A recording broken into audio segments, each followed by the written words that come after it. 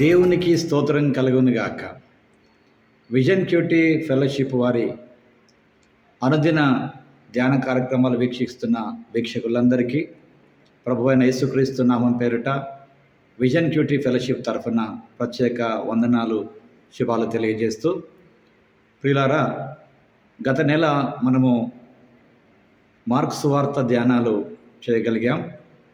ఇక ఈ నెల నుండి ప్రియులారా మనము ద్వితీయోపదేశ కాండము ఆ మధ్యకాలంలో మనం కాస్త ఒక భాగం ఆపివేశాం. అక్కడి నుంచి మరలా దీన్ని పునఃప్రారంభం చేస్తున్నాం. కనుక ప్రియులారా, మరొకసారి ఈ విషయాన్ని దృష్టిలో పెట్టుకొని ద్వితీయోపదేశ కాండం యొక్క పరిచయాన్ని మీకు అందించవలసిందిగా నేను ఆశిస్తున్నాను. దయచేసి మీరు ఈ విషయాలు గమనించి ద్వితీయోపదేశ కాండమును పూర్తిగా అర్థం చేసుకోవడానికి ఈ పరిచయాన్ని చదివిన తర్వాత మీరు ధ్యానంలోకి వెళ్ళవలసిందిగా మీకు ప్రభు పేరిట మనవి చేస్తున్నాను.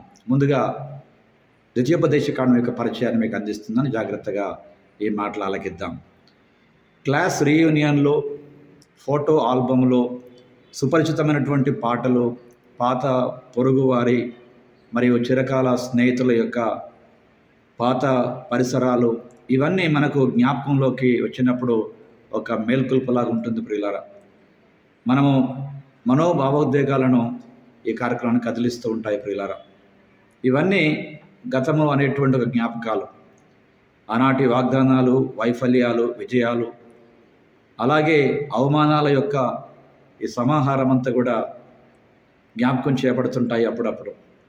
కొన్నిసార్లు మనము చాలా బాధాకరమైన జ్ఞాపకాలను మర్చిపోవాలనుకుంటాం, కానీ వాటిని మరవలేకపోతాం. 5 సంవత్సరాలు గడిచిన కొలది కొన్ని అసహ్యకరమైనటువంటి జ్ఞాపకాలు ఒక విధంగా చాలా కాలం తర్వాత కొన్ని మనకు మాయమై లేక మరుగున పడే విధాలుగా మనం చూస్తున్నాం ప్రియులారా. 5 సంవత్సరాలు గడిచే కొలది మనం గుర్తుంచుకోవడానికి కొన్ని ఆరోగ్యకరమైనటువంటి జ్ఞాపకాలు కూడా మనకు ఉంటాయి ప్రియులారా.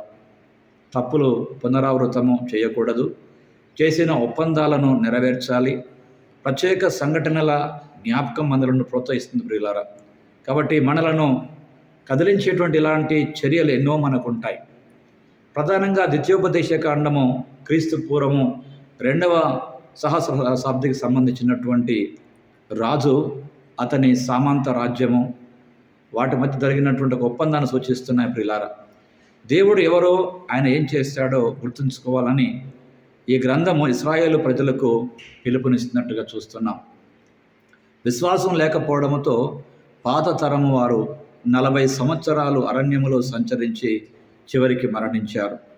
ఐగుప్తును విడిచిపెట్టారు, కానీ వాగ్దానం దేశం గురించినటువంటి ఆలోచన వారు కలిగి ఉండలేకపోయారు. అప్పుడు యోర్దాను నది తీరాన తూర్పున ఒడ్డునటువంటి కొంతమంది విశ్వాసం లేనటువంటి ఆ తరము వారు, వారి కుమారులు, కుమార్తెలు వారిని ఉద్దేశించి మోషే పలికినటువంటి మాటలు, ఆ భూమిని స్వాధీనం చేసుకోవడానికి వారిని సిద్ధం చేస్తున్నాడు మోషే. తన ప్రజల తరపున దేవుడు చేసిన గొప్ప కార్యాలను గురించి నొక్కి చెప్పిన తర్వాత మోషే ధర్మశాస్త్రాన్ని సమీక్షించాడు. అప్పుడు అతడు తన ప్రజలతో చేసినటువంటి ఒక ఒడంబడికను, దేవుని ఒప్పందాన్ని గురించి మరలా జ్ఞాపకం చేయడమే ఈ ద్వితీయోపదేశ కాండం యొక్క పరిచయం ప్రియులారా. ఈ రోజున ప్రధానంగా ఇందులో ఉన్నటువంటి విషయాలను గమనిస్తూ ప్రధానంగా ఈ పుస్తకాన్ని గురించినటువంటి ఒక 7 విషయాలు మీకు జ్ఞాపకం చేయాలని ఆశిస్తున్నాను. మొదటిది, ఈ ద్వితీయోపదేశ కాండం యొక్క ప్రధాన ఉద్దేశం ఏమిటి? What is the purpose? దేవుడు చేసినటువంటి కార్యాలను ప్రజలకు గుర్తు చేయడానికి మరియు వారి జీవితాలను ఆయనకు తిరిగి అంకితం చేయమని వారిని ప్రోత్సహించుటకు ఈ గ్రంథం ప్రధానంగా వ్రాయబడింది ప్రియులారా. అలాగే ఈ గ్రంథ రచయిత ఎవరో కాదు, మోషే. మోషే మరణం తర్వాత బహుశా యెహోషువ తన గురించి కొంత రాసి ఉండవచ్చునని భక్తులు భావిస్తూ ఉన్నారు. అలాగే ప్రియులారా, ఇందులో ఒక ప్రధాన ప్రేక్షకులుగా ఇశ్రాయేలు ప్రజలు వాగ్దాన దేశం ప్రవేశించినటువంటి ఒక కొత్త తరం గురించి వ్రాయబడినటువంటి సందర్భాలు. అలాగే ఒక కూర్పు మనం గమనించినట్లయితే క్రొత్త దృక్పథములో యోర్దాను నది తూర్పు భాగమున ఈ సంఘటన జరిగినట్లుగా మనం గమనించవచ్చు. ఇందులో మూల వచనముగా ద్వితీయోపదేశ కాండం 7వ అధ్యాయము 9వ వచనం, కాబట్టి నీ దేవుడని యెహోవా తానే దేవుడనియు, తన్ను ప్రేమించి తన ఆజ్ఞను అనుసరించుకున్న వారికి తన నిబంధనను స్థిరపరచువాడను, 1000 తరముల వరకు కృపచూపువాడను, నమ్మదగిన దేవుడనియు తన్ను ద్వేషించు వారిలో ప్రతి వారిని బహిరంగంగా నశింపచేయుటకు వారిని దండన విధించువాడనియో నీవు తెలుసుకొనవలెను. అది ఈ మూల వచనం ప్రియులారా. ఇందులో ఒక ప్రత్యేక లక్షణాలు ఎన్నో రాయబడ్డాయి ప్రియులారా. ఈ ద్వితీయోపదేశ కాండం ఇశ్రాయేలులకు అనగా దేవుని ప్రజలందరికీ దేవుని సూచనలను అనుసరించడం ద్వారా వచ్చే ఆశీర్వాదాల గురించి జ్ఞాపకం చేస్తుంది ప్రియులారా.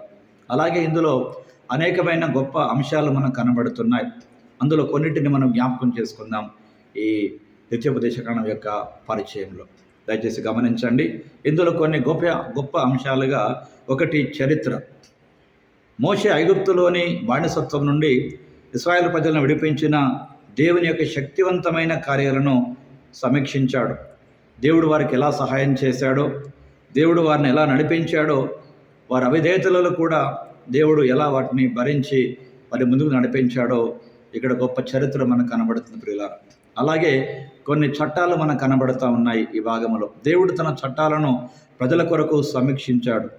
వాగ్దాన దేశంలోని ప్రవేశించబోయేటువంటి ఒక క్రొత్త తరము దేవునికి మరియు తన ప్రజలకు మధ్య ఉన్న చట్టపరమైన ఒప్పందాన్ని పునరుద్ధరించుకోవాలని దేవుడు వారిని కోరుతున్నాడు.